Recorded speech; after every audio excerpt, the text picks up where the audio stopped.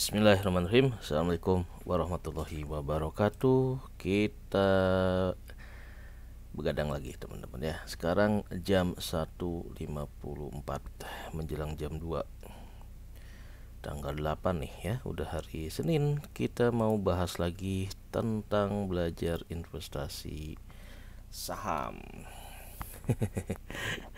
Judulnya adalah belajar dari saham FVCT ya. Mengapa Q1 2 3-nya jeblok, alias belajar menjadi sangkuters di saham IPO yang bernama FVCT. Nah, di minggu kemarin saham FVCT ini udah makin jeblok aja ya. Sebelumnya udah cukup happy bisa average down, nyungsep lagi. Kurang ajar emang ini dikadalin sama si saham FVCT ini karena ternyata bagus banget ini ya moral cerita yang saya dapat dari sejak IPO kemudian sekarang bulan Mei, mencermati kelakuan gitu ya, kelakuan suatu saham khususon di FVCT ini. Karena ketika IPO dia digadang-gadang sebagai perusahaan yang bagus ya. Kita lihat nih ya, dia sampai oversubscribe artinya secara fundamental perusahaan ini adalah perusahaan yang labanya lumayan gitu ya. Jadi banyak peminatnya ketika dia IPO. Tapi ketika memasuki ganti tahun nih 2023 di Maret, tiba-tiba kinerja perusahaan sampai Maret gitu ya, labanya minus. Nah, kenapa minus dan kenapa sahamnya langsung turun gitu ya. Sementara ada perusahaan lain yang juga saham labanya minus tapi sahamnya malah naik. Nah, ini yang sebetulnya menarik buat dipelajari kalau kita memang basic tujuan berinvestasi sahamnya itu bukan buat gambling ya, bukan spekulasi, bukan scalping gitu, tapi kita bikin belajar mengamati yang namanya aspek fundamental gitu ya. Nah, ini anomali ya teman-teman. Jadi memang beli saham IPO ini harus hati-hati banget. Kalau nggak punya basic fundamental yang bagus, ini duit kita bakal hilang gitu ya. Yang bagus aja sahamnya di kemudian hari bisa turun, apalagi yang tidak bagus gitu ya.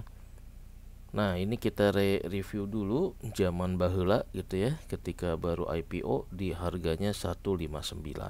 Nah, kenapa banyak yang minat? Karena dulu dibilang price to book value-nya ini di bawah 1 gitu ya. Nah, sekarang dengan posisinya rugi, dulu labanya nih 66 miliar nih ya dalam setahun nih.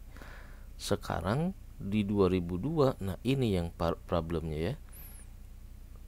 Audit report 2022 ini kagak nongol-nongol. Kayaknya corporate secretary-nya nih goblok banget nih. Sampai lupa submit laporan audit 2002 sehingga yang nongol itu adalah laporan Q1-nya 2003 yang performanya agak jelek. Ini saya kalau jadi direkturnya langsung saya pecat ini corporate secretary-nya ya, karena bikin sahamnya ini langsung anjlok nih. Nggak bener dia ya. Harusnya ketika Q1 itu ketika 2022 Q4-nya masih laba nah ini pasti ini naik nih ya, nggak akan nyungsep gini. Ini bener-bener nih kesalahan corporate secretary dari si FVCT ini yang lalai menyampaikan laporan keuangan tahun 2002. Nah, sehingga momentum biar ini agak naik bablas ya, turun terus nih. Ini kalau saya jadi pemegang atau pemilik perusahaan mayoritasnya ya, ini kan dirugiin nih, jauh di bawah nilai IPO. Nggak ada ampun itu corporate secretary yang kerjanya seperti ini, karena ini kepercayaan para pemegang saham ini pasti rusak ya. investor retail pasti enggan untuk memegang atau membeli saham FVCT ini karena ya lah kok turun terus dari IPO itu ya. Jadi namanya moment of truth itu hati-hati ya, ketika orang udah dikecewakan. Nah, ini hak ekspektasinya bakal berubah gitu ya. Nah, saya lihat di ini jadi menarik, tapi ini menarik untuk dibahas, untuk mendalami yang namanya ya jadi pinter saham tuh ya memang harus kayak gini gitu, karena tidak hanya fundamental aja yang dipegang gitu ya, banyak faktor, banyak item lain yang bisa membuat satu saham itu naik atau turun gitu. Jadi temanya sekarang kita belajar ini, saya lagi belajar mengamati faktor penyebab naik dan turunnya harga saham, khususon belajar dari si saham FVCT yang bikin kita nyangkuters, salam nyangkuters gitu ya. Walau nyangkuters tapi ini banyak ilmunya gitu ya, si FVCT ini. Nah, jadi ini kenapa Q1-nya itu jeblok. Nah, ini bisa dilihat nanti teman-teman di audit report yang Maret ya. Nah, saya baru baca-baca audit reportnya nih ya, bulan Maret 2003 komparasi dengan 2002. Nah, kita lihat nih ya, di sisi rugi laba memang dia ada tekanan sehingga kinerjanya ini turun nih ya. Dari tadinya 40 miliar di Maret 2002, di 2003 menjadi tinggal 7 miliar. Nah, ini nih ya. Ini gara-gara ada penurunan di sisi penjualan nih di notes 22. Kenapa dia turun? Sebetulnya ini karena jawabannya di sini sih ya. Nah, mana tadi? Jawabannya di sini nih. Faktor penyebab naik dan turunnya harga saham, yang pertama eksternal, internal. Yang eksternal adalah kondisi fundamental ekonomi makro, pertumbuhan sektor industri, fluktuasi rupiah, kebijakan pemerintah, panic attack. Nah, ini panic attack juga masuk nih ya, karena retail panik jadi turun begitu rilis Q1 2003 minus, ini panik. Manipulasi pasar ini saya nggak saya temukan di saham FVCT ini. Beda dengan si ini teman-teman, si siapa, saham chip ya. Nah, chip ataupun pada ini ada risiko manipulasi harga, terutama di chip. Hati-hati ya buat teman-teman yang megang saham chip ini, waspada tingkat tinggi ya. Pada juga kadang digoreng-goreng tapi tidak seberisiko di chip. FVCT ini untuk unsur manipulasi harga ini masih bersih gitu ya. Ini kita lihat di Februari si chip masih 400 pada, dan FVCT ini di level 100, tapi di Mei chip udah 1700, padanya turun ya. Nah, ini nih mulai kayaknya boleh saya incer lagi nih pada, ketika nyentuh di 102 turun jeblok. Tapi FVCT turun nih ya. Padahal saya kalau disuruh milih kayaknya lebih dari sisi laba di tahun-tahun lalu ini lebih gede nih si FVCT ya. Tapi untuk prospek jangka panjang tentu pada dan chip ini ada korelasi dengan bisnis di seluler, makanya saya masukkan sebagai saham yang layak diamati. Cuma untuk pricingnya ini chip agak over value gitu ya, jadi saya nggak terlalu berani beli di harga 1700 ini. Kalau pada mungkin ya so-so lah gitu ya. Nah, balik lagi ya. Jadi untuk si FVCT ini kelihatannya dia jeblok karena kondisi ekonomi di Amerika katanya ya, yang lagi resesi, sehingga ekspor ke Amerikanya itu mengalami mengalami penurunan dibandingkan dengan tahun-tahun sebelumnya. Kita lihat di notes 22 ya. Nah, ini teman-teman kalau yang mau ngoprek-ngoprek secara fundamental ya mau nggak mau memang harus bongkar-bongkar laporan keuangan, karena kita targetnya adalah gajian dari dividen gitu ya, bukan cuma capital gain. Makanya jadi harus mengenal daleman si emiten yang sahamnya kita beli, biar dalam jangka panjang ya nyantai aja gitu ya. Nah, kita baca nih penjualan FVCT dari Maret 2003 dibanding dengan 2002. Ini untuk plywoodnya turun ya, 211 ke 163. Padahal ini masih oke sih ya. Secara total 122 ke 174 ya, turun inilah dikit lah gitu ya. Masih ada penjualan yang oke untuk 3 bulan pertama. Cuma nanti ternyata di sisi biaya mungkin yang dia tidak bisa disinergikan gitu ya. Kemudian ini ada malah ini ya. Nah, ini malah ada penjualan ke segmen customer yang baru nih, APEC International dan Principal Trading ke sini ya. Malah totalnya jadi gede nih.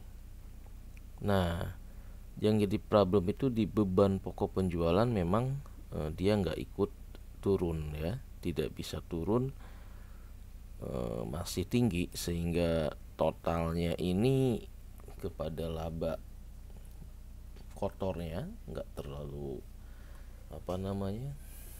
turunnya agak signifikan gitu ya.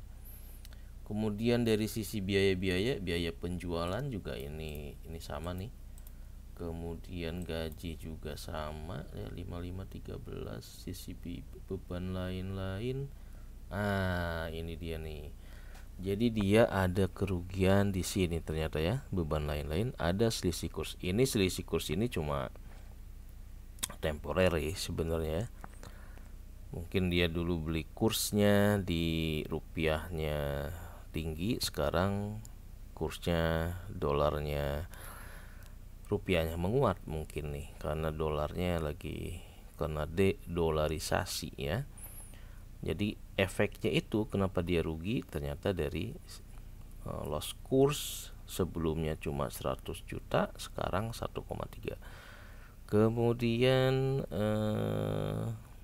apalagi ya, kalau dari sisi biaya kalau nggak salah ada biaya bunga ya. Biaya bunga dia agak gede juga. Kita lihat ke atas dulu untuk ngebandingin. Nah, ini dia. Beban usaha 13 sama, beban lain-lain ini selisih kurs ya. Nah, beban keuangan bersih yang tadinya 1,6 menjadi 4,2. Ini yang membuat minus 12 ya. Jadi aspek non operasional sebetulnya sih dari beban selisih kurs dan biaya bunga. Biaya bunga kenapa? Karena kita lihat di utangnya, di utang. Nah, utang bank dia agak naik nih ya. Kenapa naik? Nah, itu ya pertanyaan juga. Saya belum sempat explore. Tetapi kalau utang bank jangka pendek. Oh, ini dari jangka pendek ya. Coba kita lihat jangka panjang dari utang bank 2424. Utang bank jangka pendek. Ini porsi dari jangka panjang yang jangka pendeknya, makanya dia naik. Utang usaha juga sama, ini relasi sama, ini sama. Sebenarnya nggak terlalu jauh ya, 126, 130 nih. Jangka panjangnya aja stabil, cuma porsi jangka pendeknya memang agak naik. Apakah ada hutang baru ya dari Desember ke Maret? Kelihatannya sih tidak ada nih. Ini malah utangnya turun. Menurut saya masih wajar dari sisi ini, tapi memang dari beban biayanya nambah ya. Nah, tapi yang menarik ini dari sisi cash ya. Sisi cash si FWCT ini masih oke, karena dana IPO-nya belum dipakai nih ya. Dia IPO itu dapat sekitar kalau nggak nggak salah sekitar 330, nah sekitar 40 ini ya, sekitar 40 miliar, 44 miliar. Jadi kalau posisi cash di Desember 38 tambah 40 ya sekitar seginilah, 65. Jadi masih ada dana dari IPO yang bisa digunakan bayar utang kayak apa kayak gitu ya, kalau dari sisi cashnya. Jadi yang paling membuat si FVCT ini harga sahamnya ngedrop itu karena orang ngelihatnya dari sini ya, dari labanya minus. Nah ini dia baru deh, dibanding tahun lalu yang masih positif 18. Nah ini memang jadi problem, karena orang bakal ngelihat price book value-nya minus gitu ya, karena return-nya minus ya, minus juga disangkanya minus gitu. Tapi buat yang rada-rada ngerti fundamental, ngebaca laporan keuangan kayak gini mah nyantai-nyantai aja ya. Kita nyantai aja nih. Lihat, ini adalah di Desember 2002 ya, 2003 nih, salah nih. Ini 2003, 2002. Wah, auditornya parah juga nih. Ini harusnya 2003 ini ya. Yang sebelah sini 2002. Nah, yang sebelah kanan 2002, sebelah kiri 2003 Maret ya. Kita lihat berapa sih labanya si FVCT untuk periode dari selama 2002. Nah, teman-teman tinggal lihat aja nih ya, posisi di ekuitas ini ada angka segini, 55 miliar. Berarti laba FVCT ya, laba FVCT untuk Januari sampai Desember itu kisarannya nih di range 50 miliaran gitu. Jadi nanti kalau mau bagi dividen dari sini teman-teman ya, 50 miliar ini kali 30% yang dijanjikan, itulah yang akan jadi dividen, bukan dari minus ininya nih ya. Ini mah buat nanti di 2023, tahun buku 2023. Jadi ya kalau kita ngincer dividen nyantai aja nih ya, dia bakal bagi dividen untuk tahun buku 2002 nanti rupsnya bulan depan gitu ya. Jadi ini kejawab ya, kenapa Q1 2023 ini si sahamnya ini jeblok, karena ada panic attack alias sentimen negatif dari para retail. Nah ini kalau kita punya dana sih, kalau saya ya meskipun ini bukan rekomendasi ya, tapi kalau ngelihat saya motifnya adalah untuk jangka panjang, ya average down lagi murah gitu ya. Oke, jadi penyebab naik dan turunnya saham si FVCT ini kalau kita cek poin gitu ya. Yang pertama, kondisi makro Amerikanya oke, kena gitu ya. Kondisi makro dalam negeri juga kena juga dari sisi kurs. Kurs rupiahnya menguat mungkin ya. Dia dulu beli dolarnya harganya mahal, sekarang ternyata tabungan dolarnya rupiahnya menguat gitu, jadi turun secara rupiah. Sektor industri mungkin juga bisa juga gitu ya, dia belum punya segmen pasar di dalam negeri untuk menggantikan pangsa ekspor yang menurun. Nah, ini yang tiga ini jelas. Kebijakan pemerintah kayaknya nggak ada, tidak ada perubahan gitu ya dari sisi kebijakan ekspor, mungkin tidak ada. Manipulasi nggak ada, panic attack iya. Nah, internal perusahaan kondisi fundamental tadi ya, karena dia Q1-nya minus akibat biaya bunga dan selisih kurs, ditambah juga penjualan ekspor di plywoodnya turun, jadi labanya turun. Aksi korporasi ini juga ada nih, ini yang goblok nih ya, sorry to say gitu ya, corporate sekretarinya goblok banget ya, sampai lupa mengeluarkan audit report yang 2022 ya. Jadi momentum ketika si saham FVC ini turun buat naik ke atas dikit, ini nggak ada nih, nggak ada power ya. Nah, proyeksi kinerja perusahaan di masa datang ini nggak tahu nih, nanti harus mantau atau di RUPS gitu ya. Jadi teman-teman yang mau ikut RUPS FECT secara online ini bisa dijadiin pointer hal-hal yang mengkritisi nih ya, kenapa dia turun, kan rugi ya, sebagai investor kita rugi nih gara-gara si corporate sekretarinya lalai gitu ya, nggak ngecek ke otoritas bursa apakah laporan-laporan buat investor itu udah terkirim atau enggak gitu. Nah itu parah banget ya, ini bener-bener jempol ke bawah nih. Nah jadi kalau turun seperti ini FVCT-nya nyungsep, kita mau apa nih? Mau tetap hold, nggak ada aksi apa-apa, nggak jual, nggak beli, nggak nambah, mau cut loss atau mau average down, itu terserah ya, masing-masing dari kita bisa menyesuaikan dengan kondisi masing-masing. Tapi kalau saya mungkin ya karena duitnya udah nggak ada ya, jadi cuma wait and see. Berharap ini balik ya, sambil kalau ada duit sikat gitu ya. Tapi ini bukan disclaimer, cuma kita belajar ya, memetakan, belajar mencari ini ada apa sih sampai turun begini ya. Nanti kalau teman-teman udah bisa menyelaraskan, oh ini ternyata kita bongkar prospektus, kita bongkar audit report, nah faktor-faktor ini nanti bisa kena. Nah, nanti dalam mengambil keputusan apakah mau nambah ataupun ngurangin atau cut loss, setelah kita analisa eksternal dan internalnya itu lebih enak gitu ya. Jangan sampai cuma 1 tik 2 tik dijual gitu ya, itu nggak nambah pinter. Nah oke, jadi si FVCT ini makin nyungsep aja. Kira-kira apa yang salah? Ya berarti yang salah ini 1, 2, 3, 4, 5, 6, 7, 8, 9.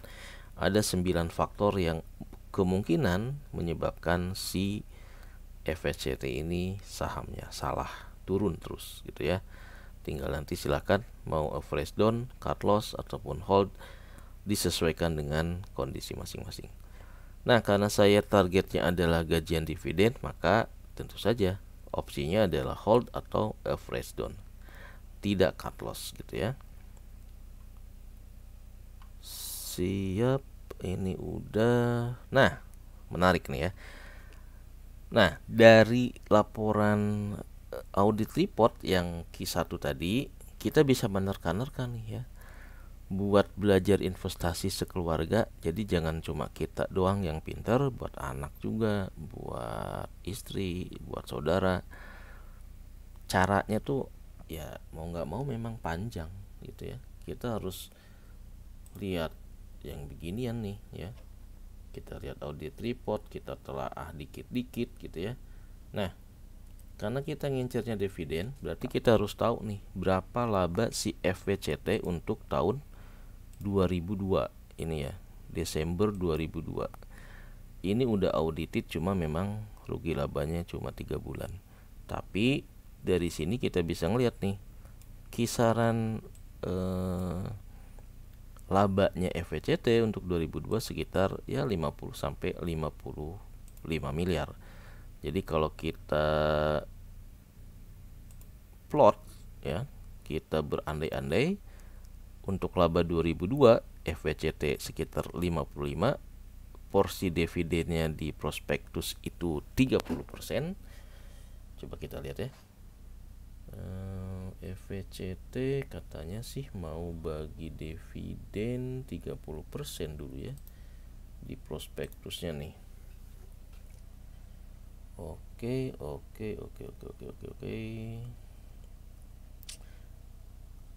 Waduh, mana sebelah mana ya?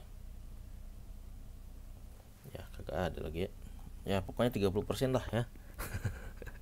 Optimis 30%, sehingga dari laba yang 55 ini ya, kalau 30%-nya dibagi jadi dividen, berarti jatah dividen buat para pemegang saham sekitar 16 miliar. Kemudian total saham itu ada 1,8 miliar, berarti dividen per share-nya sekitar ya 8 sampai 9 perak. Nah, 8 sampai 9 perak ini ya yang bisa kita jadikan target buat pendapatan dividen atas tahun buku 2002. Nah, jadi saya masih hold mungkin sampai sampai bagi dividen bulan depan ya.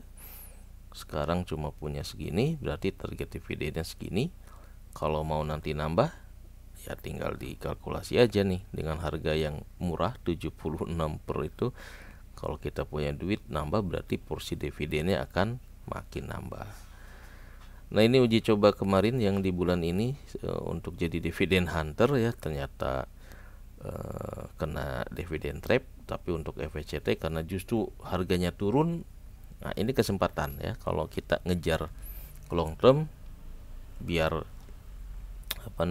biar porsi dividen versi sahamnya nambah ya, maka kita harus nambah beli ketika si sahamnya turun. Ini dia ya, ketika harga harga saham turun banyak dan menjadi murah, golongan teknikal melakukan stop loss, tetapi yang value investing bakal nambah beli. Nah, kita nih tergolong yang mana? Technical atau yang value investing? Kalau saya cenderung yang value investing karena ini akan menambah volume saham yang kita punya kalau kita membeli di harga rendah seperti ini ya. Oke, jadi buat yang ngincer dividen jangan khawatir, laba 2002 yang bakal jadi dividen sekitar 50 miliaran ya. Meskipun ya kecil juga sih, cuma di bawah 10 perak, tapi ya lumayan lah buat belajar ya. Karena ini temanya belajar buat jadi nyari project gajian dari dividen tiap bulan ya. Mau nggak mau yang kecil pun kita sikat aja. Nah, ini adalah jadwal RUPS-nya. Ini dia ya. Pengumuman rencana RUPS, Perseroan menyampaikan pemberitahuan tentang RUPS pada Senin 5 Juni. Sekarang Mei Juni, berarti bulan depan. Ya. Tahun buku yang berakhir pada 2002 gitu teman-teman ya. Jadi yang dibahas itu yang akan jadi dividen adalah laba 2002, bukan yang minus Q1 2003 gitu ya.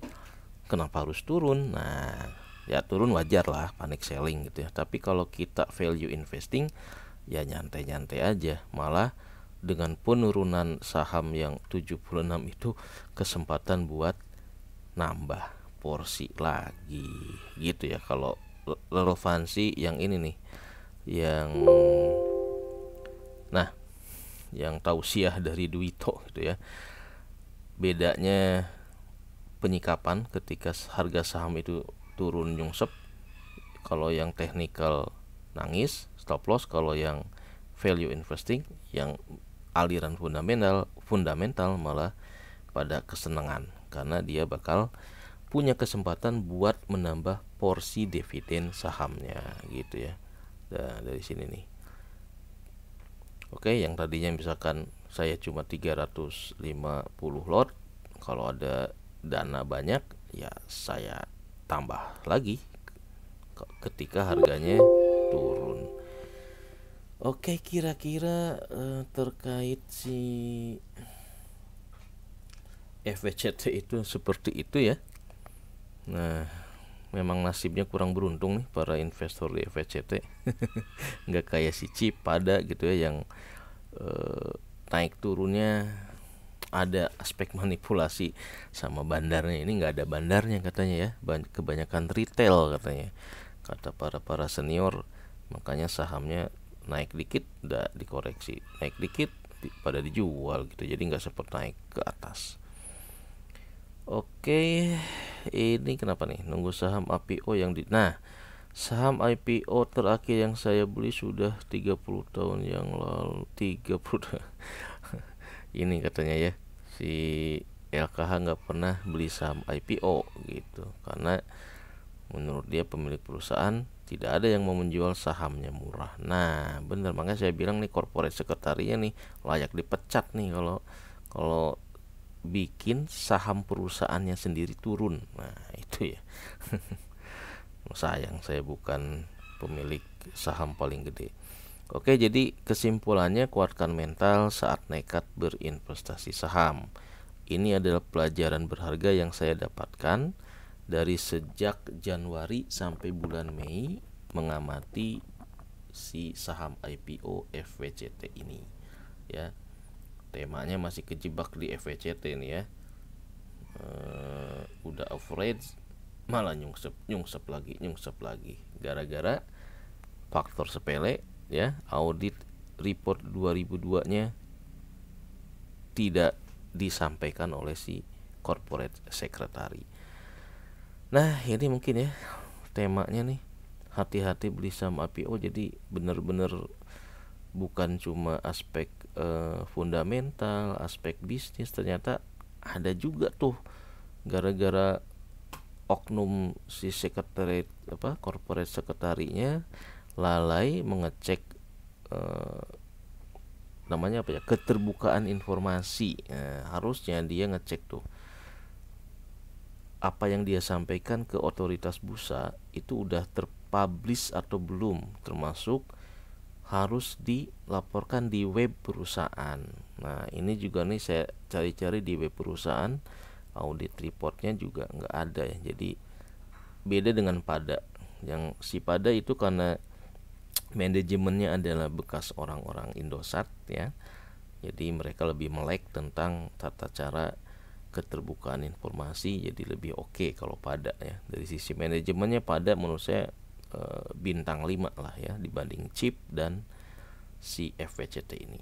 Jadi kalau dari sisi kita memilih perusahaan ya, nilai dari manajemen yang ada di Personal Al Hidayah saya bisa bilang lebih oke karena lebih disiplin dalam menyampaikan informasi-informasi yang terkait perusahaannya. Oke, gitu ya. Oke, ini mungkin untuk minggu kedua ya, yang bisa di hunting, yang mau hunting. Pada lagi turun, chip lagi naik lagi nih. Edan-edanan memang chip ini hebat amat ya. FWCT nih nasibnya kurang beruntung ya. Nah, cuma ini waspada untuk chip ya, jangan sampai kita beli kemudian setelah lock up period berakhir sahamnya anjlok gitu ya. Mungkin itu aja, nanti kita ekspor lagi di sisi keuangannya. Udah jam 2:30, ngantuk juga nih. Jadi buat yang mau jadi dividen hunter ya, jangan lupa ya bahwa untuk 2003 ini kita dividen yang dibagikan adalah atas laba 2002 gitu ya. Jadi si FWCT untuk 2002 nih masih oke, labanya masih sekitar 50 miliar gitu ya. Jangan khawatir. Masih ada porsi dividen yang masih bisa kita buru dari FWCT yang sahamnya lagi ambles ini. Sip ya. Pokoknya mau jadi technical atau fundamental itu opsi masing-masing. Tidak bisa semua orang sama, ataupun mau dua-duanya ya, mau jadi technical iya, fundamental iya, itu juga bisa gitu. Demikian teman-teman, semoga bermanfaat ya. Salam nyangkuters. Wassalamualaikum warahmatullahi wabarakatuh.